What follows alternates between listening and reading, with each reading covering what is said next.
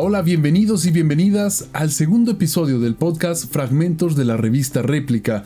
Soy Miguel Ángel Bello y tengo el honor de compartir este podcast, este episodio con Sebastián Chamorro y Miguel C. Manjarres. Bienvenidos, ¿cómo están? Muy bien, muchas gracias. Aquí estar nuevamente. Perfecto, eso me da mucho gusto. Y antes de comenzar todo esto, quisiera preguntarles ¿qué lecciones, qué reflexiones se llevaron del episodio anterior? Cuéntenme. Ok, hablábamos antes de grabar de la importancia de la difusión. A mí algo que se me quedó y que ya lo estoy aplicando en varios proyectos es cómo doy información científica a el público en general, porque este tipo de información te abre la mente, o sea, te apoya a cambiar la vida desde una forma más pues cimentada, con evidencia, con hasta técnicas y herramientas y formas que tal vez no te das cuenta que puedes aplicar hasta que tienes esta información en las manos. Entonces eso me dejó. Perfecto, Miguel. ¿Cuál fue tu aprendizaje, tu lección, tu reflexión? La importancia de participar en esta clase de programas para hablar de lo que mucha gente no quiere hablar, para hablar de esos temas escabrosos que se esconden en el armario de las casas, y para explicarle a los jóvenes, a los adultos qué son las adicciones y cómo salir de ellas. Por supuesto. Pues muy bien, qué buenas reflexiones nos acaban de dejar. Es cierto, fíjense, vamos a retomar un poco acerca de lo que hablamos en el episodio anterior. Y uno de los temas principales, o más bien el primer tema que tratamos, fue la felicidad. Cómo lo definimos cada uno de nosotros. El vacío, el amor, la reprogramación mental. También hablamos de ello. La adicción, la anestesia al dolor, el autoengaño, el rol de la familia y la codependencia, que es uno de los temas que hoy vamos a abordar nuevamente, ¿no? Así es. Y finalmente la recuperación, donde, si ustedes coinciden, el primer paso es siempre será la aceptación. Aceptar que tienes un problema. Por supuesto. Y bueno, antes de comenzar, quisiera leerles un fragmento de este, claro que sí. De este libro. Te lo paso. Muchas gracias. Reparación de vidas catastróficas, un libro que por supuesto Miguel C. Manjarres nos ha dado una gran lección en este libro. Y dice así: abraza, ríe, sé feliz, aliméntate sanamente, ejercítate, acude al cine, pasea en un parque o bosque, camina, trabaja y logra. Resuelve cosas, celébralas, date baños de sol, o sin exagerar, y con protector solar si eres de tez blanca o piel sensible. Como yo. Vete de vacaciones, aunque sea en el patio. Escucha tu música favorita, la que te relaje. Vive el presente, platica con tus demonios, entiéndelos, muéstrales compasión, corrígelos o deséchalos. Y al final, perdónate. Así es. Qué fuerte texto. Un texto que obviamente está aquí en tu libro y que me parece que deberíamos de retomar antes de iniciar. ¿Cuál es tu aportación con respecto a este pequeño fragmento del libro? Me gusta cómo habla de las cosas sencillas de toda la vida. O sea, y a ustedes se los he dicho, la vida se va a mover, pero en ese movimiento y en ese caos, o sea, cómo, al menos yo, cómo encuentro un punto donde puedo dormir tranquilo. Lo decíamos en el episodio pasado. O sea, donde puedo llegar y dormir tranquilo, porque pues, la vida se va a seguir moviendo y no tengo control de absolutamente nada de lo que pasa fuera de mí. Ahorita vamos a hablar de que a veces tampoco llego a tener control de lo que pasa dentro de mí, pero esas son otras cosas. Lo importante creo que es eso, cómo le doy valor a mi vida, cómo le doy un propósito a lo que hago y desde ese propósito cómo logro bienestar. ¿A ti qué te deja? A mí me deja acciones concretas que puedo retomar en mi vida, que sin tanto rollo puedo decir este tipo de cosas las puedo elegir, las puedo hacer y las puedo concretar. ¿A ti, Miguel? Como lo platicábamos en el episodio pasado, que es una adicción, es un comportamiento compulsivo, que es inconsciente o consciente. Tú sabes que lo estás haciendo o tú no sabes que lo estás haciendo. Entonces se convierte en lo principal en tu mente. Es una especie de placer, como también lo dijimos en el episodio pasado. Acuérdate que nosotros estamos hechos para... El placer está para comer, para alimentarnos, para dormir y para reproducirnos. Entonces, si tu cerebro capta un placer mayor, va a ser lo principal en su vida. Entonces va a buscar que le des siempre ese placer. Y ese placer puede ser una sustancia o puede ser un comportamiento. Entonces, hay que llegar al equilibrio. ¿Cómo llegamos al equilibrio? Con esas pequeñas acciones que leíste. Que es muy fácil, muy sencillo. O sea, el hombre está diseñado para dormir, para comer, para hacer ejercicio, para reproducirse, para tomar el sol, para tener momentos de placer relajantes. Pero ¿cuáles son esos momentos de placer? Ir al mar, dormir en una hamaca, ir a la naturaleza, tomar un café. Esos son los pequeños situaciones de que nos dan placer. Pero si tú le metes a tu cuerpo algo que te da muchísimo más placer, se hace toda una desregulación química en el cerebro, que es lo que nos va a hablar Sebastián. Por supuesto. Y pues justamente, a ver, antes de pasar con Sebastián, hay un mito que creo que es importante abordar.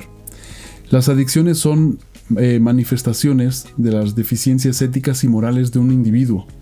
¿Por qué creemos que quien lo hace, quien se droga, es débil ante estos aspectos?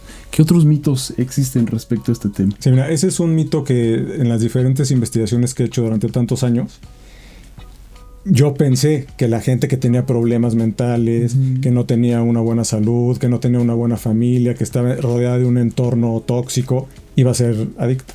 Pero hay personas que viven en una familia, que les da amor, que estudian, que se alimentan perfectamente bien, que hacen ejercicio, que tienen un equilibrio. Y solamente por el hecho de pertenecer, empiezan a consumir con sus amigos. Y esto pasa mucho en la adolescencia. En la adolescencia, donde la corteza prefrontal, que ya nos hablará Sebastián, no está madura hasta los 25 años. Entonces, ¿qué hace la corteza prefrontal? Es donde tomas las decisiones, pones límites, control de impulsos. Entonces, si no está madura, tú no sabes qué estás haciendo, te tomas unas copas y te vas a Acapulco con tus amigos. Ese tipo de cosas lo haces desde que eres joven. Entonces, una persona joven que está perfectamente bien estructurada en su familia puede caer en una adicción, puede convertirse en adicto. Por supuesto. Es que me quedo pensando en esto. O sea, normalmente pensamos que es fuerza de voluntad. Y bien lo dijiste ahorita, Miguel. Pensamos que es fuerza de voluntad en estás triste. Ya no estés triste. No estés deprimido, alégrate. No pasa nada. No es fuerza de voluntad. Hay toda una estructura biológica y química que está sucediendo en la persona. ¿Por qué estás tan enojado? Contrólate. ¿Que no tienes la capacidad para controlarte a ti mismo? Autocontrol. Y de repente, o sea, se lo ponemos a la persona. Fíjense que en creatividad, o sea, los artistas hemos hecho lo mismo en el arte. Normalmente decimos, es que pintó, este gran pintor hizo. Y se lo ponemos a él. Pero muchos artistas, o a ella, y muchos artistas se quedan con muchos conflictos porque se creen responsables de su arte. Pero también eso es involuntario. Algo se generó y de ahí se expresó. No fue fuerza de voluntad, es creatividad, es vida lo que está pasando. Y decimos, pues es que es tu culpa si no pasó. Es tu culpa si no hiciste esto. Es tu culpa si lo hiciste. Y no vemos que somos reacciones químicas y biológicas todo el tiempo. Y buscando un equilibrio, que esa es la otra. O sea, estamos buscando como organismos un bienestar para seguir vivos. O lo más vivos que podamos estar. Tanto que tenemos una esperanza de vida. Según nuestro contexto y las decisiones que vamos tomando o hacemos. Claro. Sí. Pues bueno, a ver, Sebastián, desde el punto de vista neurodesarrollo, partamos por entender que las adicciones son un trastorno crónico y recurrente caracterizado por neuroadaptaciones específicas que predisponen al individuo a consumir sustancias sin importar las posibles consecuencias. Cuéntanos, ¿qué es esto de la neuroadaptación? Ok. En todo el tiempo, nuestro sistema nervioso central, cerebro y la espina está recibiendo estímulos de afuera. Recibimos luz, recibimos temperatura, recibimos presión, y eso hace que tengamos que reaccionar a nuestro entorno. Entonces, desde chiquitos, cuando estamos en el vientre materno, estamos recibiendo todas estas señales y nuestro sistema nervioso central y nuestro cerebro dice, ok, ¿qué crees? Que al entorno donde voy a ir hace mucho frío, entonces necesito salir gordito porque voy a necesitar calorías y glucosa y energía para poder tener calor. Eso es neuroplasticidad, o sea, es neuroadaptación. Todo nuestro sistema nervioso se va adaptando. Ahora, una adaptación no es de la noche a la mañana. Requiere una presión externa constante. ¿Qué quiere decir esto? Hacer un hábito. Entonces, que ahorita lo vamos a hablar más adelante en la rehabilitación, porque justo es eso, es una presión constante de alguien diciéndote que no puedes hacer las cosas. Bueno, eso va a generar todo un entorno propio en el sistema nervioso que va a decir, pues como no lo sé, me tengo que esforzar el doble, el triple. Y entonces se va adaptando a si hay mucho frío, a si el agua tiene mucha sal, a si todo el tiempo me está pegando alguien. O sea, vas generando esta plastilina, se va moldeando a cómo tiene que vivir. De ahí, vámonos a las drogas y a los comportamientos compulsivos. Hago algo cuando mi sistema nervioso central dice, ¿qué crees? Que no necesito nada más que esto. Esto me está dando placer. Y el placer lo tenemos para sobrevivir. O sea, es una respuesta a estoy sobreviviendo y lo estoy haciendo bien. Y ahí es donde hablamos de dopamina, ahí es donde hablamos de oxitocina, de todos estos... Serotonina, todos estos neurotransmisores que les llamamos de la felicidad o alegría o recompensa, son solo eso, estás haciendo las cosas bien. Es tu cuerpo diciéndote, por aquí estás vivo. Por aquí va en buen camino. Claro. Estás tomando Estás en equilibrio. Estás en equilibrio. El tema es que hay sustancias y hay comportamientos que alteran este equilibrio normal o este etiquetado. Y el sistema nervioso central se acostumbra a que siempre va a hacer lo mismo, porque requiere esa respuesta. Y entonces se va a adaptar a eso. Se va a adaptar a que necesito consumir, necesito hacer, necesito tener, necesito lo que requiero si no me muero. De ahí que cuando le quitas a la persona la conducta o la sustancia, lo primero que tiene es me voy a morir. Es un síndrome de abstinencia. El síndrome de abstinencia es algo muy real en la persona de sentimiento de muerte. ¿Y cuánto dura? Depende. Y depende de la persona. Y depende de lo que consume. Y depende si tiene la persona herramientas o no para nivelar otra vez ese baño químico en su cerebro de decir, no necesito esto, tengo otras herramientas, como salir a tomar el sol, como salir a caminar. O sea, tengo esto que me va a regular y a nivelar ese deseo, que me va a recordar que no me estoy muriendo, que me va a recordar que siento que me estoy muriendo porque me quitaron algo. Y ahí es lo importante de que el auditorio, que se difunda que es esa clase de cosas las que pasan. Es un desequilibrio químico. No es que... Es que no tenga fuerza de voluntad la persona. No tienes fuerza de voluntad, etc. Entonces, en el momento en que a ti te da un síndrome de abstinencia, puedes decir, me pasa esto, por esto. Es normal. Entonces, ¿qué puedo hacer para que se me quite esta sensación, este tipo de cosas? Claro, entonces, obviamente el cerebro de los adictos y de las personas que no son adictas es completamente distinto. En cuestión de esta neuroplasticidad. O sea, sí cambia, en cuestión de reacciones químicas. Cambia el cómo se comporta. O sea, porque cada cerebro va a ser diferente. Claro. Desde el momento en el que cada mamá de cada uno de nosotros pasó procesos diferentes, nuestros cerebros se conectaron de manera diferente. O sea, tenemos diferentes programaciones, pero es lo mismo, pero el mismo órgano, sí, digamos, es la misma estructura, es los mismos neurotransmisores, las mismas funciones, la misma forma en la que se relaciona una neurona con la otra, pero el contexto cambia, el cómo se expresa, el cómo se ve, el cómo funciona, el cómo se comporta. Y luego le metes esto de lo que estamos hablando, sustancias o comportamientos, claro que va a cambiar la estructura y va... Bueno, es que sí, también puede cambiar la estructura si hay muerte neuronal, pero va a cambiar cómo es que las conexiones neuronales, ¿no? Va a cambiar cómo vive, cómo se comporta y qué busca. Y lo más fuerte es que tú a veces no te das cuenta de lo que está pasando cuando buscas y lo que buscas. O sea, un ejercicio rapidísimo. Ninguno de nosotros, y tal vez ninguno de los que nos está viendo, está consciente de que está respirando. Está consciente de que está haciendo digestión. Está consciente de que se está llenando su vejiga. O sea, esas son cosas que pasan automáticas y que se requieren. Es lo que hablábamos la vez pasada, que la programación mental son las repeticiones de tus hábitos. Entonces tú puedes tener un muy mal hábito o un muy buen hábito. También hablamos de la gente que aprende a manejar. Entonces tú aprendes a manejar, llevas un curso de bastante tiempo, o bueno, depende, de 2-3 días o un mes, y ya después lo haces en automático. O sea, no estás pensando, tengo que meter primera, tengo que meter segunda, tercera, cuarta, no. Ya lo haces en automático, manejar, comer, etcétera. Si tú tienes un hábito de que cada mañana te tienes que tomar un vaso de alcohol, ya lo haces en automático e inconsciente. Y entonces así, en esas repeticiones, el cerebro va cambiando y va diciendo, esto es parte de mi vida, parte de mi placer, parte de mi existencia, de mi supervivencia, entonces necesito eso todos los días. Y, por ejemplo, tengo un caso de una persona que a mí me da risa por cómo lo viví. Estábamos en cocina y de repente en ese momento la persona dijo, a partir de hoy dejo de fumar. Y yo, ¿ok? ¿Y sí lo logró? No, espérate. Espérate, apenas va empezando eso. Justo. Y yo, ok, chido. Capítulo 1. Chido, ok. Felicidades, tomaste la decisión.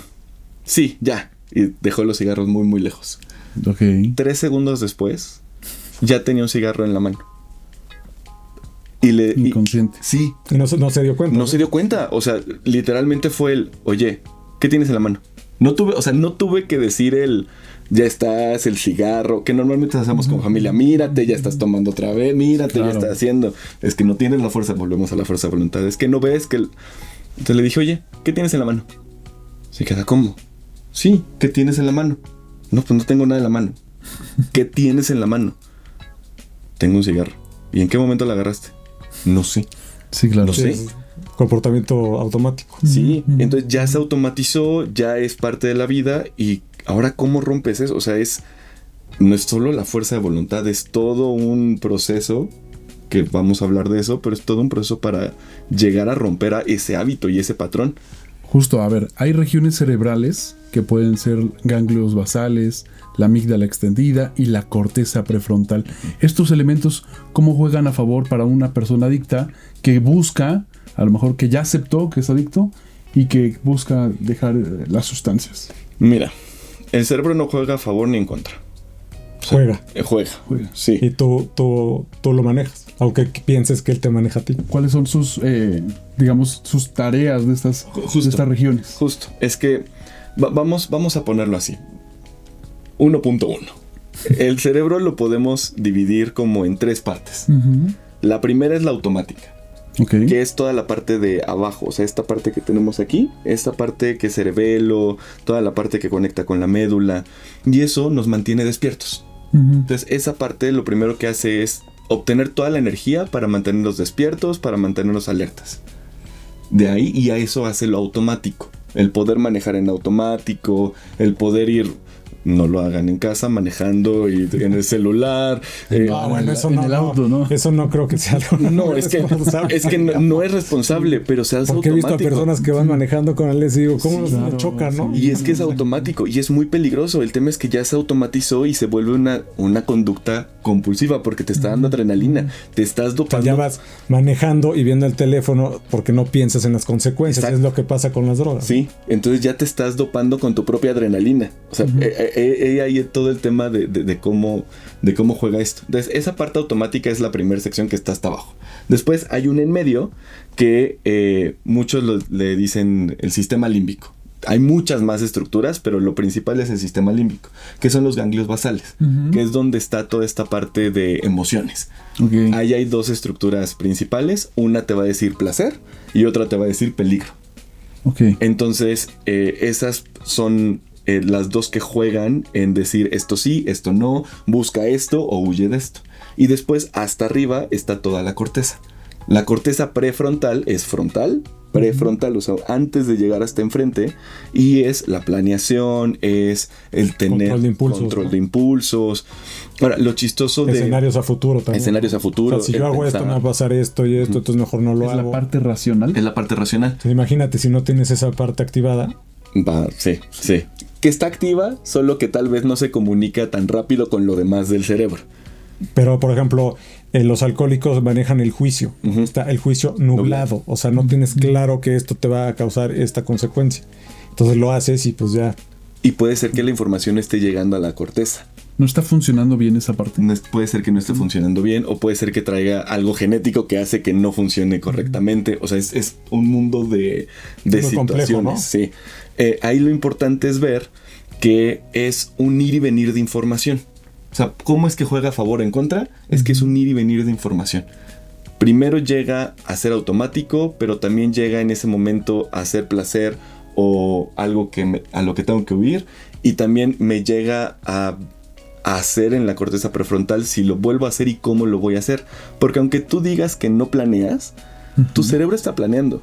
O sea, pero también puede autoplanear para que consuma. Justo, es que autoplanea. Ese es el autoengaño. O sea, no quiere decir que esta parte no está en funcionamiento para ti en ese momento, la parte de observar tus propios comportamientos. Y ese es todo un tema que se llama metacognición, que es cómo me observo en mi propio comportamiento y cómo reflexiono de mi propio comportamiento. Si te das cuenta, muchas de las terapias van a eso, van a que la persona se dé cuenta de sus acciones y que empiece a ver cómo meter situaciones ahí. Vamos paso a paso en estas 3 partes. Lo primero que pasa cuando una persona consume es un rush de dopamina y entonces más de lo normal, y entonces el cerebro dice, de aquí soy. Okay. Para que se dé una idea, imagínense un bebé tomando algo de mucho azúcar. Sí, no, se va a poner muy feliz, alegre, ¿no? Hiperactivo, pero eso es el comportamiento. El cerebro lo que hace es... ¡Ah! Toda la energía que necesito está aquí. Okay. Y de aquí soy. Y a partir de ese momento, claro que cuando salga de la escuela voy a pedir una paleta. Claro que en todo momento voy a pedir algo con azúcar. Porque mi cerebro me está pidiendo más de eso. Ya te vuelves adicto al azúcar, por ejemplo. Que es, por ejemplo, el azúcar ultraprocesada que no existía antes. Sí. Que es muy diferente comer azúcar de una fruta algo súper ultraprocesada. ¿Sí? Entonces... Es todo un tema. Antes no existía, entonces no había ese tipo de comportamientos compulsivos de comer azúcar y golosinas y cosas de la tiendita, para no decir marcas. Sí. Y entonces, ¿ahí qué pasa? Ganglios basales. O sea, nos vamos a ir a la parte de en medio. Okay. La amígdala, que es la que dice, oye, huye, dice, no pasa nada. Esto está muy bien. Esto está muy bien. Y el núcleo accumbens, que es el otro, así se llama, es el que te dice placer. Y no cualquier placer que me ayuda a sobrevivir. Entonces lo etiqueta como 1. Ya, ahí está. Prioridad. Sí, prioridad. Claro. Esa es la primera parte de un ciclo adictivo. Se consumió y se tiene una recompensa. Una recompensa muchísimo más alta que cualquier otra que puedo tener. De ahí viene la retirada de la recompensa. Entonces, en la retirada de la recompensa, cuando todo este baño químico, cuando toda esta fiesta empieza a bajar, entonces la amígdala se estresa. Y no solo se estresa, se inflama. Okay. Entonces los ganglios basales se empiezan a inflamar, principalmente en la amígdala, en una parte de la amígdala. Y lo importante de esto es que una inflamación constante hace que se llame al sistema inmunológico del cerebro. Okay. ¿Y eso qué provoca? Que coma lo que no tenga que comer. O que consuma lo que no tenga que consumir. En este caso, el cerebro se come partes o conexiones que son de la corteza prefrontal que te hacen que planees. Pero como está tan inflamado todo, entonces el cerebro dice, esto lo tenemos que reparar, esto no lo tenemos que fagocitar, se le llama. O sea, se lo come y lo hace en materia prima para que sigan habiendo conexiones funcionales. Okay. Pero al final eso lo que hace es la siguiente. En la siguiente etapa, después de la retirada, después de que pasa todo eso, la siguiente etapa es ya el síndrome de abstinencia, que es la anticipación.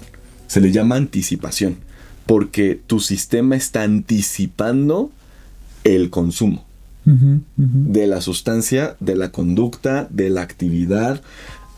Y o sea, que te está protegiendo para que no consumas. no, te está anticipando que lo vas a hacer. Pero entonces por eso te sientes mal. Por eso te sientes mal, porque está anticipando el ya lo quiero, ya quiero estar ahí. Es como...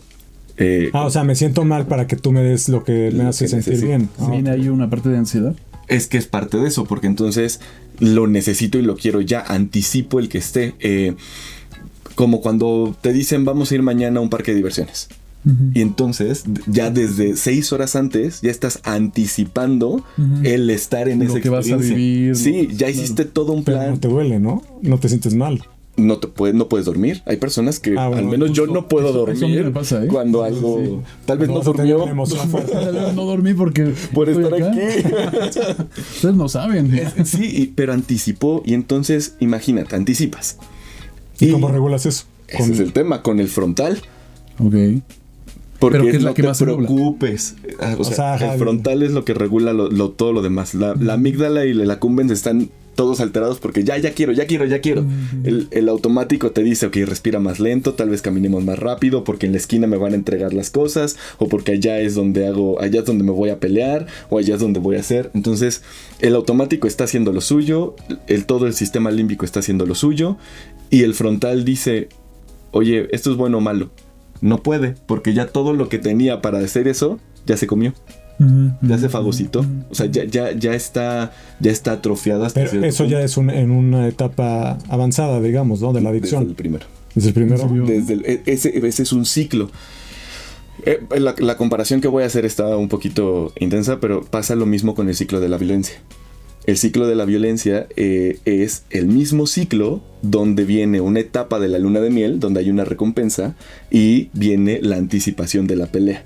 Llega la pelea es lo que detona que me dé una recompensa, que es otra vez la luna de miel. Y por eso las personas quedan años y años en relaciones tóxicas, porque buscan ese momentito de la luna de miel. Perdóname mi amorcito, y ya luego viene la violencia y todo. Sí. Justo eso, a ver, por ejemplo. Y también se puede hacer adicción a eso, ¿no? Claro, es una conducta adictiva. A ver, por ejemplo, cuando la gente prueba ciertas drogas, hay una droga específicamente que cuando la pruebas ya no vuelves a sentir lo mismo.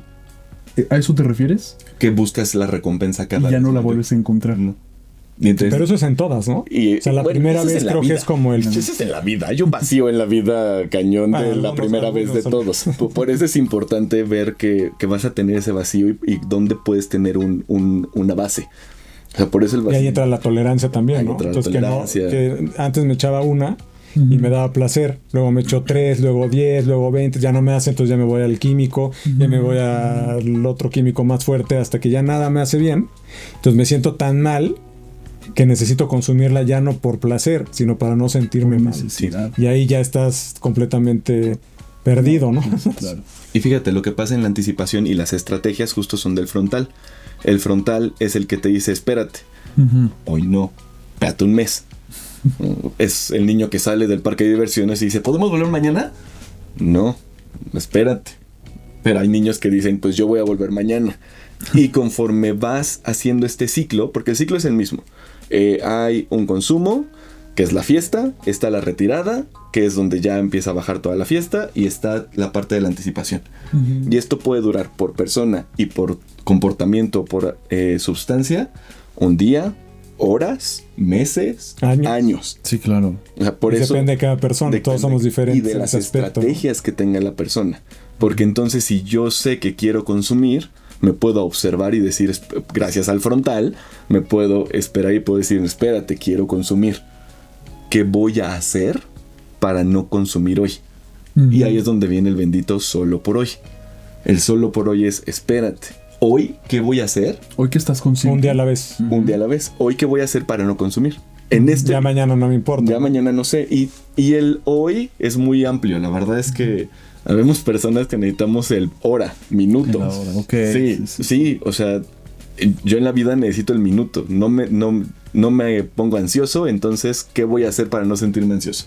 Y me ven estando escribiendo, ¿no? Y no estoy hablando ni siquiera de consumo de sustancias, es mi sistema nervioso haciendo lo suyo desde chiquito. Hablamos de predisposición, o sea, porque hay algo que me tiene que mantener ahí en esa observación constante. ¿Qué pasa? Si no le hago caso, en esa parte de anticipación, pues puedo irme a 2 años sin consumir. Pero si le hago caso, entonces eso se va cortando y se va cortando y se va cortando. Y entonces ahí antes consumía cada mes, hoy voy a consumir cada hora, cada minuto. O el famoso nada más una y ya, que se convierte en regresar a tu comportamiento adictivo, ¿no? Porque esa es la otra. Ya hay una red neuronal dedicada a eso. Me preguntaste de la plasticidad. La plasticidad son redes, son cómo se forman y cómo se unen las redes neuronales. Y esas redes no se van. O sea, por mucho que tengamos algo que se llama... ¿Neuroplasticidad? Es que la neuroplasticidad tiene la génesis, o sea, la creación de nuevas conexiones, y también tiene la eliminación de conexiones. Poda sináptica se le llama. Pero si se eliminan las conexiones de la adicción, ¿o no? Es que es el tema. Nunca terminas de quitar lo que hay. O sea, queda ahí un poquito, ¿no? Guardado y en el inconsciente también, ¿no? Que es una neurona por ahí que está y que de repente tuvo el estímulo perfecto para decir, ¡ay, aquí estoy! Déjame, me conecto. Sí, hay muchas veces hay gente que deja de consumir mucho tiempo y dice, no, pues ya ni me acuerdo de qué pasaba ni que tenía ese problema, y se toma una copita porque ya ni se acuerda y recae luego, ¿no? Sí, y entonces se va toda la noche, toda la semana, todo el mes. También tiene que ver mucho con el contexto y otras cosas. El tema es, ves cómo este ciclo y estas partes del cerebro, así es como se van conectando. No importa si es sustancia o si es conducta. O sea, aquí les puse 2 ejemplos, uno consumiendo y otro en un ciclo de violencia. Y en los dos es una conducta compulsiva. Ahora es mucho más, hace más daño una adicción a una sustancia química que a un comportamiento. Depende del comportamiento, pero sí. Las autolesiones no son bonitas. Y también, claro, o sea, es que a eso voy. Las autolesiones son bonitas y también son adictivas. Si me refería al juego, por ejemplo, a la pornografía. Sí. O sea, no es lo mismo que fumes cristal, ¿no? Sí, es mucho más dañino el cristal. Sí, químicamente hace muchísimo más adentro que estar jugando, que te va tal vez a meter en depresión, pero esa depresión va a ser por otras cosas. O sea, tu contexto va a mover. Sí vas a tener un precio a pagar biológicamente.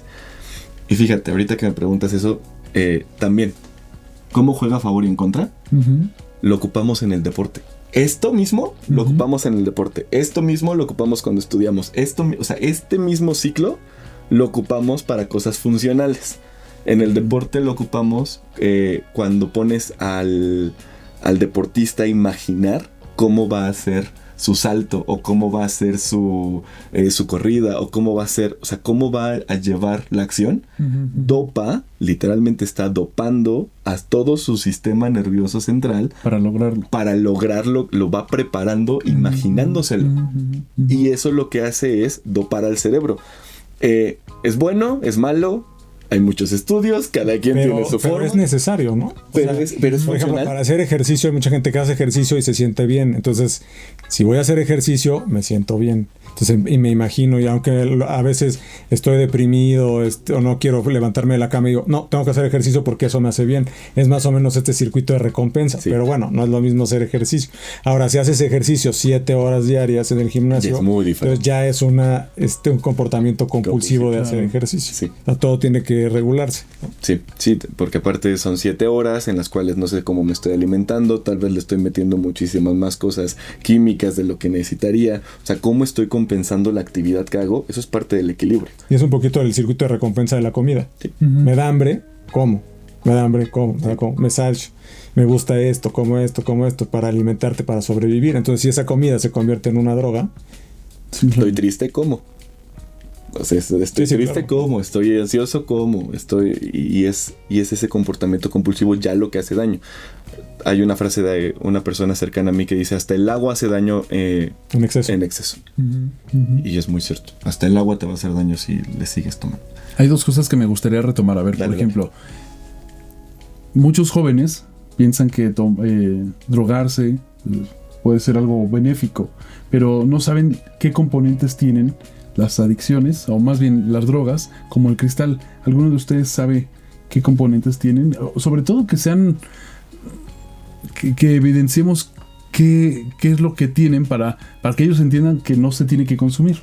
Sí, mira, ahí como lo digo en el libro, en las investigaciones, etcétera, tienen muchos químicos pues que consiguen las personas que los hacen de lo peor, ¿no?, que existe. O sea, hay litio de la batería, hay pesticidas, hay veneno para ratas y hay anfetaminas de las calidades más bajas. Entonces hacen su mezcla en un laboratorio clandestino que no tiene ninguna limpieza, y eso es lo que consumen las personas. Claro, y justo, a ver, una vez que una persona ya es adicta, vamos a tener que tienen daños psicológicos, sociológicos y también biológicos. ¿Cuáles serían estos daños?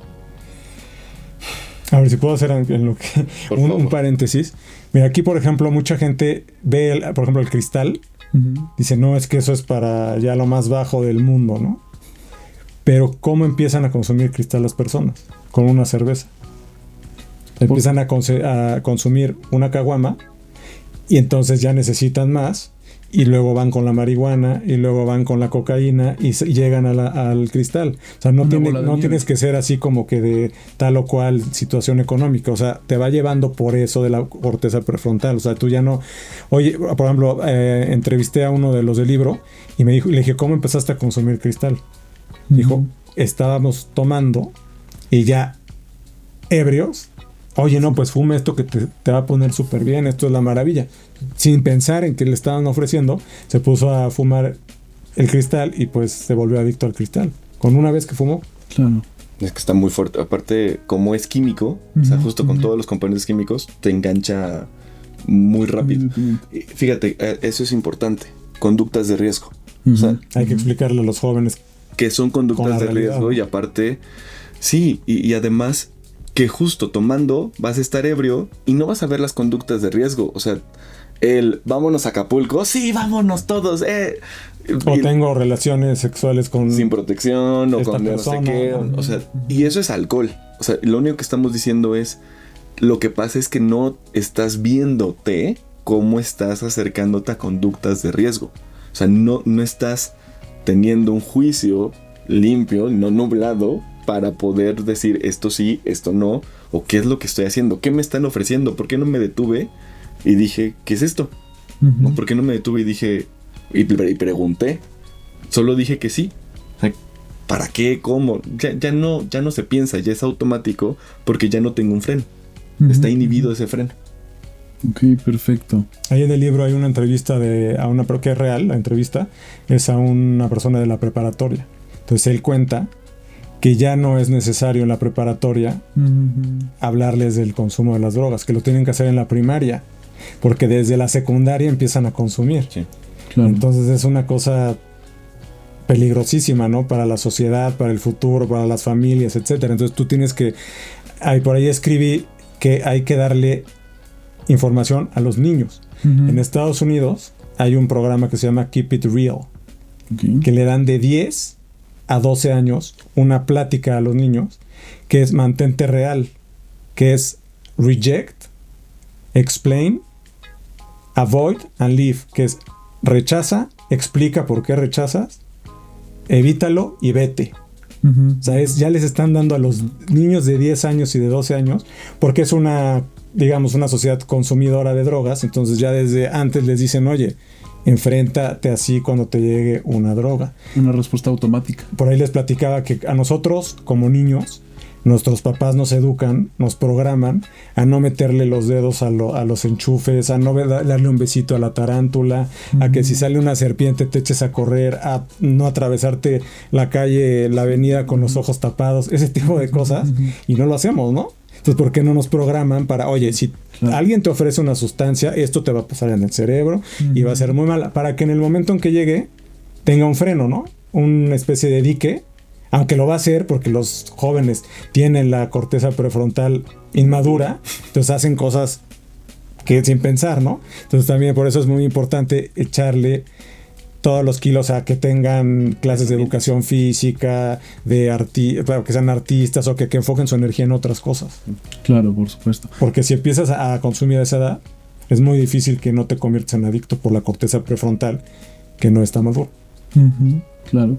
Y otras cosas que me gustaría abordar finalmente para ir ya concluyendo esta parte es ¿qué otros elementos podríamos considerar en el cerebro que sean importantes para los adictos? Y finalmente, las técnicas. ¿Qué técnicas existen para el control de las adicciones?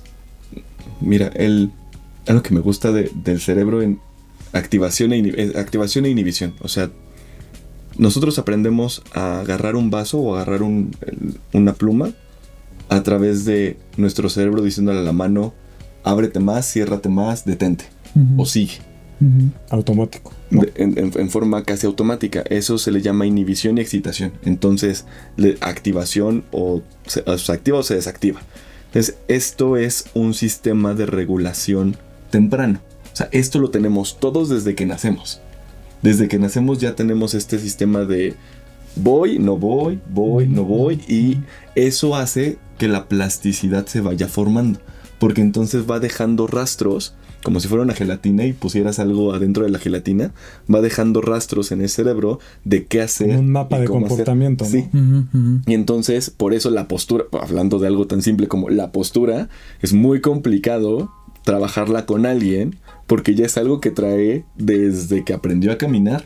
Y si gateó o no gateó. Es lo que hablábamos la vez pasada, ¿no? Sí. O sea, porque por ahí va, o sea, toda esta situación. Ahora, decíamos, los chavos y los niños. Es bueno que no consuman hasta después de los 25. O sea, que nunca consuman. Pero eso, en esta sociedad que te pone el alcohol como si fuera agua. Sí, y que está bien visto tomar a toda hora. O sea, hoy ya puedo tomar sin ser mal visto a las. Ahorita les cuento una cosa que me pasó, si quieren. Okay, sí, por favor. Pero cuando hacemos un paréntesis, ¿no? Fui a una fiesta donde todos estaban tomando, éramos como 15 personas. Entonces yo les dije, oye, yo no tomo. No importa, tú no puedes tomar, o sea, está bien que convivas con nosotros sin que tomes. O sea, yo era el que estaba mal, el que estaba fuera del ambiente. Sí. El que tenía una enfermedad era yo porque no tomaba alcohol. Y ya entonces tú ves cómo siguen tomando y se van deformando y sus actitudes y dices, ¿qué es esto, no? Y está súper normalizado el consumo de alcohol. Sí. Ya luego podemos hablar de cuánto alcohol podemos consumir. Claro. Porque pues no podemos dejar de consumir. O sea, yo soy de la idea de no consumas nada, ¿no? Porque el alcohol no... Yo cuando llegué a consumir alcohol, no me acuerdo de algún momento en mi vida que haya dicho fue maravilloso porque tenía alcohol. O sea, no lo relaciono con algo muy bueno. O sea, es una droga, hay que ser claros. Sí. Entonces, todos los que están en los bares tomando una copita son consumidores de drogas. Entonces, es una droga, pero que tienes que consumir con frenos, ¿no? Con límites, según tú puedes consumir una copa, 2, 3, 4, 20. O sea, ahí es cuando podemos hablar más adelante de los focos rojos, de las banderas rojas, etcétera, ¿no? Sí. Claro. Y en este sentido, entonces, imagínate, tenemos chavitos que todavía no tienen control ni siquiera de las emociones. O sea, por eso hay un gran índice de suicidios en adolescentes. No porque es que no tienen fuerza de voluntad. No, es que biológicamente no tienen cómo frenar sus emociones. Y tampoco nosotros, como adultos, bueno, como chavitos, tampoco... como adultos no tan mayores. Exacto, no modelamos a los chavos. O sea, tampoco nosotros les hemos enseñado cómo manejar sus emociones. Así como bien lo dices, no les estamos enseñando... Que ya lo están haciendo en otros países. Sí, pero... O sea, están dando clases de regulación emocional a los niños. Y hasta les dan meditaciones y muchas cosas, ¿no? Y esas son estrategias prefrontales. O sea, esas son estrategias para ir apoyando y empujando a este sistema de regulación y también a la corteza prefrontal para que madure. No va a madurar a un superadulto, O sea, porque tenemos limitaciones biológicas, pero va a tener herramientas que conforme van creciendo, van haciendo que las cosas sean, pues, más sencillas de observar. Y eso es muy chistoso. O que estén claras y presentes, ¿no? O que estén claras y presentes. Que sepan, oye, esto puede pasar, tengo que hacer esto, ¿no? Piensa en el cerebro como carreteras con cables de luz. Ok. Y lo que pasa, y quiero que se queden con esto, lo que pasa es que si tienes algo genético que no va a hacer que madure como tiene que madurar tu parte frontal, los cables están pelados. Algún trastorno, ¿no? Algún trastorno del neurodesarrollo o simplemente una neurodivergencia dentro de la normalidad o dentro de lo neurotípico. Dentro del límite de la personalidad. Hay algo que se conectó diferente. Varios cables puede ser que estén pelados. Entonces, la información no va a llegar como tiene que llegar. Ni de ida, ni de regreso. Claro. Y eso se agrava si tienes una conducta compulsiva, ya sea en sustancias o sin sustancias. Porque vas a ir pelando cada vez más el cable y obviamente va a haber menos comunicación efectiva. Todas estas herramientas, la mindfulness, el tener estrategias de metacognición, el tener talleres de inteligencia emocional, el tener talleres de planeación, o sea, simplemente el saber planear tu tiempo hace que empieces a decirle a tu cerebro, oye, pon atención aquí en esta conexión porque le estoy ocupando mucho. Acuérdense de lo que dije al principio, una presión constante genera neuroplasticidad. Ok, entonces se puede trabajar. Se puede trabajar. Es algo que los adictos y no adictos podemos trabajar, ¿no? Con cursos, con talleres, con mindfulness. Con apoyo, o sea, una red de apoyo. Esto es multidisciplinario. O sea, no solo es psicólogo, también es psiquiatra, también es médico, también es familia, también es sociedad. O sea, tiene que ser multidisciplinario para que... Pero sí es en una adicción, ¿no? Pues hasta en varias cosas, o sea... Porque si tú te metes a que cada uno tiene que ser educado, a lo mejor ahí entra el papel de la escuela, ¿no? Sí, de la disciplina de la escuela, de todos. Ya es social, entonces... de levantarte temprano, de ir a la clase, de portarte bien, de salir al recreo, de salir a las 2, de cómo... O sea, te vas programando, ¿no? Modelando. Sí, modelando. Es un modelo. Es un modelo que no nos guste, que digamos, no le vemos el sentido. Bueno, véanlo. Hoy aquí está el sentido. Es monótono, ¿no? Es que es monotonía, ¿no? Es que ¿por qué? Todos tenemos que dormir 8 horas y tenemos que dormir en la noche y etcétera. Entonces, una vida monótona, pues hay que ser, ¿no? Pero para eso hay estas cosas que decía al principio. Sal, descansa. O sea, él lo dijo perfecto en eso. O sea, encuentra esos momentos donde te das recompensa. Sí, dentro de tu monotonía, tengo los domingos para descansar, viajar, ir a lo que sea, ¿no? Sí. Para tomar un café. ¿no? Tomar un café para cosas socializar. Muy simples. Que no necesariamente necesitamos una adicción, una sustancia química, para ser felices, para estar tranquilos, para tener un equilibrio en la vida. ¿No? Muy bien. Pues este tema la verdad es que se me ha hecho muy interesante. No obstante, creo que vamos cortos de tiempo y me gustaría que también abordáramos el de la codependencia. Miguel, si me permites, en el libro hablamos de un personaje que se llama Mario. Y Mario tiene una codependencia primero hacia su pareja, ¿no? Su primera pareja. Y luego hacia las drogas. Y luego hacia Valeria. Y entonces hablamos de la codependencia como un elemento muy importante en el libro, pero no solamente en el libro, en la vida de las personas. Qué tan codependientes somos y qué tan dependientes somos, incluso de las personas adictas. Porque este término se empezó a manejar en los años 70, ¿no? Justo para las esposas de los adictos. Sí, me parece que ni siquiera está en los manuales de psicología ni nada, ¿no? Es así como una cosa de los familiares de los adictos. Y entonces quiero empezar contigo. O sea, ¿qué es la codependencia? La codependencia es ser adicto al adicto. Sí. O sea, un comportamiento compulsivo hacia el adicto. Tu energía, tus pensamientos, al 100% se van hacia lo que hace el adicto. Si ya comió, si ya llegó, si ya consumió, si no consumió, si ya tuvo un accidente, todo el tiempo estás pensando en el adicto. Entonces, ¿qué pasa con tu vida? Lo mismo que con una droga. La abandonas. Ya no te cuidas, ya no estudias, ya no trabajas, ya no rindes, entonces se convierte en como si estuvieras consumiendo una droga, pero tu droga es la otra persona, o sea, los comportamientos de la otra persona. Entonces ahí entra lo que dijimos la vez pasada, yo no lo curo, no lo causo, no lo controlo, o sea, tú no puedes hacer nada. Pero ¿qué le dices a una madre, por ejemplo, cuando ve a un hijo que está en las drogas? Las madres son las principales codependientes. Porque ellas dicen, no, es que a mí dime lo que quieras, yo no voy a dejar de cuidar a mi hijo, de rescatarlo, de pagarle sus deudas, de comprarle su droga cuando tiene algún brote ahí de síndrome de abstinencia que lo ve tirado, convulsionándose, etcétera, va y le compra su droga a la mamá. Claro. Entonces todo ese tipo de cosas, eso es la codependencia. No es como que hay nada más estoy enganchado, no, es toda tu energía, todos los pensamientos que tienes en el día y en la noche, porque también no puedes dormir y duermes y piensas y sueñas y todo, es para salvar a la persona adicta, que puede ser tu pareja, puede ser tu hijo, puede ser tu hermano, puede ser tu amigo, puede ser quien sea, ¿no? Esa es la codependencia. Perfecto. Cuando tú dices, tus consumos me consumen a mí. Ajá, sí. O sea, tus consumos me consumen a mí. Yo no consumo, yo no tengo ninguna adicción más que a ti. Entonces, si cuando tú consumes, me consume. Y ya, no sé si me vas a preguntar otra cosa, pero hay factores ahí en las familias que están enfermas que muchas veces quieren ser codependientes o necesitan tener a la oveja negra. Entonces dicen, esta es la oveja negra, ¿no? Esto nos salió adicto en la familia. Entonces todo es su culpa. Oye, pues es que a mí me está yendo mal porque él consume. Entonces todo entonces necesitan tener a esa persona, aunque se oiga medio feo, necesitan tener a esa persona. Y es lo que platicábamos en el episodio primero. Hay que ir como familia con un terapeuta. También algo que no dijimos es un terapeuta especializado en adicciones, un psicólogo especializado en adicciones, porque muchas veces vas con el psicólogo y pues no sabe, entonces no te guía correctamente. Tienes que ir con un psicólogo especializado en adicciones para que le digas, oye, pasa esto, él te va a hacer ver que tienes una codependencia.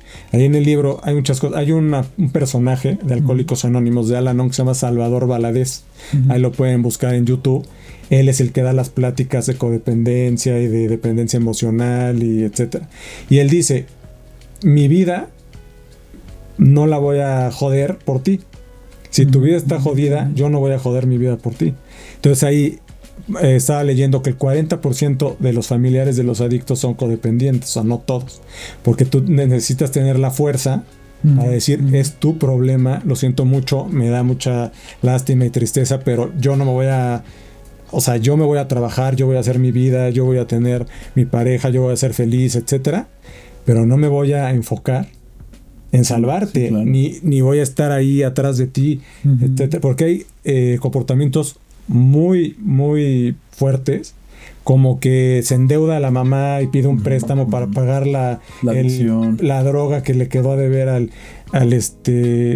proveedor de servicios tóxicos. Bueno, entonces todo ese tipo de cosas, pues sí, para que no se vea tan feo, ¿no? Sí. Entonces el proveedor de servicios tóxicos está presionando a él y la mamá le ayuda. Entonces, ¿aquí qué pasa? Que podemos entrar después de esto, porque ya nos quedan como 10 minutos, entrar a el amor duro, ¿no? Entonces, ¿qué pasa? Cuando tú eres codependiente, etcétera, etcétera, que el adicto está en su zona de confort. Claro. Sí. Entonces él tiene comidita caliente, él tiene agüita caliente, él va en su cuarto, él es salvado por sus papás, por su pareja, alguien lo va a salvar. Oye, mi amor, estoy aquí en el bar, ven por mí, desperté y ahí van corriendo a salvarlo. Entonces está en su... O sea, él está súper bien, porque él consume y ni sabe quién eres, ni le vale madres lo que pienses, lo que te pase. Él está pasándosela a todo dar. Y mientras tanto, ¿quiénes sufren? Los que son codependientes. Claro. Por eso tienes que ir con el especialista para que te diga, oye, esto lo vamos a solucionar así. Entonces, si quieres, fíjate, si me permiten leerles esta parte y a ver ustedes qué es lo que piensan, ¿va? La codependencia es una adicción a una persona y a sus problemas. Y se ha llegado a afirmar que la adicción y la codependencia son la misma enfermedad, porque comparten las mismas características: negación, obsesión, compulsión y pérdida del control. Y también tienes autoengaño. Sí. Por ejemplo, he escuchado a una persona que está casada con un alcohólico que decía, es que así es. Así es que no sé de qué parte del país es, que así son, todos los días toman 5 cervezas, pero es que así es normal, ellos son así. O sea, se está autoengañando porque tiene un problema la persona. O sea, ya va a una fiesta y tiene que manejar la esposa porque el otro ya no funciona. Entonces eso no es que sea un comportamiento muy normal, ¿no? Sí, claro. Y aparte no es funcional. Y volvemos a lo que decíamos al principio. O sea, es el mismo patrón biológico y neurobiológico. O sea, al final tienes una recompensa que es ver que la persona está bien. La persona está bien, la persona no le pasa nada, aquí sigue conmigo. Pero pues claro, no se ha muerto, no está en la cárcel, no lo están persiguiendo por algo. Y eso es recompensa, o sea, esa es luna de miel. Y de ahí vienes otra vez la retirada, la persona se va, la anticipación de a ver en qué momento va a hacer algo y regresa a tener alguna recompensa por salvar la vida de... Y te vuelves en el salvador del adicto. Pero entonces muchas veces tú tienes temas que no has tratado, tú tienes problemas, entonces ¿qué haces? Sí, no tratas tus problemas, claro. Tú, pues, yo estoy súper bien porque cuido a esa persona, entonces todo tu enfoque es cuidar a esa persona. Y entonces tú vives por cuidar a esa persona. Y cuando esa persona se cura, muchas veces la gente deja a la persona porque ya no tiene motivo. O sea, oye, mi razón de vivir era cuidarte, ya ahorita estás curado, pues no, yo quiero otro. Se van por el otro adicto, ¿no? Y no tienen un sentido de vida específico o personal, sino más bien el sentido de su vida. Por eso tú como codependiente te tienes que tratar. O sea, no puedes ahí nada más esperar que funcione de maravilla porque tú lo estás salvando. Y no lo vas a salvar porque tengo que estar en su hábitat tranquilo y feliz. Por supuesto. Hay una pregunta que me llama mucho la atención, que es ¿cuál es la diferencia clave o importante entre el amor genuino y la codependencia? Porque es que ahí entra más bien la dependencia emocional. O sea, yo dependo de ti. Pero entonces ahí es como en las drogas. Si yo dependo de esto para ser feliz, pues ya tienes una dependencia a eso. Entonces ya te puedes volver adicto en 1, 2, 3. ¿Qué se necesita para ser adicto? ¿Cómo pasas de consumir a ser adicto? Una copa, 1 gramo, una inyección. No sabes en qué momento ya no vas a poder parar. Entonces si tú necesitas algo, tienes una adicción. Entonces si tú necesitas a una persona para ser feliz, eres dependiente emocional de esa persona. Necesitas que la persona se esté drogando para que tú lo cuides, lo rescates. Aquí quiero agregar algo. Todos vamos a ser dependientes de algo. O sea, nuestra identidad se forja. Ves que lo platicábamos en algún punto al principio. O sea, nuestra identidad se forja agarrándonos de lo que podemos para decir, pues este soy yo. El tema es que hay cosas funcionales y que no hacen daño, y hay otras que de plano nos hacen mucho daño, y también cómo dañamos y cómo no dejamos que ese equilibrio funcione. Lo importante aquí es... ¿A qué eres dependiente? ¿A qué eres dependiente? Eso, o sea, sí. Pues tú eres dependiente a comer. Eres dependiente a dormir, a que de chiquito te cuiden tus papás y te den tu mamila o te den pecho. Tú eres dependiente. Pero si tú eres dependiente de una persona que te golpea, que te engaña, que te insulta, porque los adictos no creas que son gente súper fina y educada y que se te tratan con caballerosidad. O sea, cuando están en su momento, pues no saben lo que hacen y te tratan mal y te golpean y te engañan y muchas cosas. Entonces, si tú eres dependiente de eso, o sea, claro que somos dependientes a muchas cosas, pero tienes que ser dependiente de lo bueno, no de lo malo. Dependes del agua para vivir. De lo que te da bienestar y equilibrio. Puedes depender del tequila para subsistir, y ahí es donde está mal. Y todo el trabajo terapéutico ahí, justamente, o sea, el ir con un especialista es porque todo el trabajo terapéutico es indagar en qué, o sea, esa dependencia, qué significa para mí. O sea, es muy psicoanalista lo que acabo de decir y no tan conductista, pero al final es, o sea, ¿qué significa para mí esta dependencia? Estoy dependiente a mi celular. ¿Por qué? Porque me da reconocimiento. Bueno, entonces vamos a tener que trabajar técnicas de reconocimiento porque te necesitas validar y reconocer que vales sin eso. Sin las horas de celular, sin las horas de videojuego. Y es empezar a darle las estrategias a la persona para que vaya cambiando toda su plasticidad, o sea, para que la plasticidad haga lo suyo. O llenas los vacíos con el celular. Entonces tienes que encontrar hábitos para llenar los vacíos. Y justo, Miguel, lo que nos dice Sebastián, ¿tendrá que ver con el amor duro? Sí, el amor duro, si quieres lo podemos dejar para el próximo programa. Aquí hacemos una cosa rápida. El amor duro es cuando tú le pones límites al adicto. Pero algo fundamental es que tú conozcas que ese adicto le puedas poner límites, porque si tiene esquizofrenia, si tiene bipolaridad, trastorno límite, si tiene algún trastorno mental, no lo puedes poner límites como ponerlo en la calle, por ejemplo. Claro. Pero por ejemplo en los adolescentes, si tú tomas una vez y estrellas el coche, oye, ¿sabes qué? No tienes coche un año, eso es poner un límite. Y muchos papás, ¿qué hacen? Le compran un coche porque pobrecito está muy triste porque chocó y le compran un coche al día siguiente nuevo, ¿no? ¿Cómo se va a ir en transporte público? Entonces ese tipo de cosas, pues oye, no, pues no pasa nada, no hay consecuencias, pues de aquí soy, pues yo sigo tomando. Entonces tienen que ponerle límite a los chavos. Así que en el próximo programa podemos hablar de los chavos, de los papás, del ejemplo, de los límites, de la corteza prefrontal, todo lo que tienen que hacer con los jóvenes, porque yo veo ahorita un problema muy preocupante de las juventudes, porque ya no están consumiendo alcohol, que no les gusta la cruda. O sea, una parte sí consume alcohol. Ahora ya están consumiendo LSD, wax, marihuana, cosas así que son mucho más adictivas y lo están consumiendo desde la secundaria. Sí. Y los papás ni en cuenta. Por ahí leía un artículo, ahí en la revista Réplica, revistareplica.com, pueden buscar en la lupa, hay muchísimos artículos. Sí. Hemos hecho como 50 o 60 artículos del tema.